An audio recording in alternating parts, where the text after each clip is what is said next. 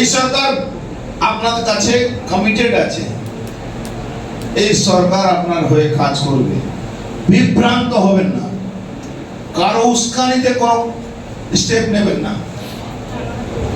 আমাদের এমএলএরা আছেন, আমাদের অধিকারীরা আছে, আপনারা সমস্ত ব্যাপারটা বুঝতে পারবেন।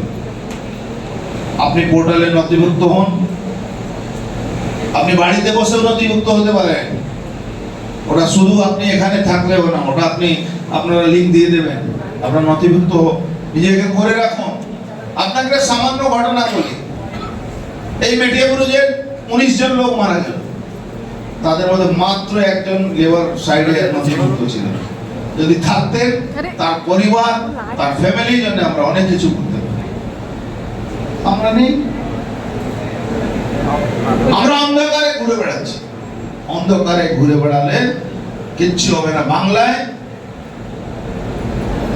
ইউথ, নতুন জেনারেশন মাথাটাই শেষ করে দিয়েছে, শিক্ষা সিস্টেমটাকে শেষ করে দিয়েছে। 49 বছর বাংলায় পিছিয়ে হেঁটেছে, এবার সামনে হাঁটার সময় এসছে।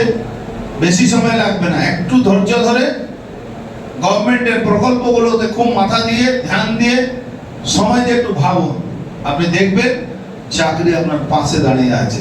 আপনাকে চাকরি খুঁজতে যেতে হবে, চাকরি আপনার পাশে দাঁড়িয়ে আছে।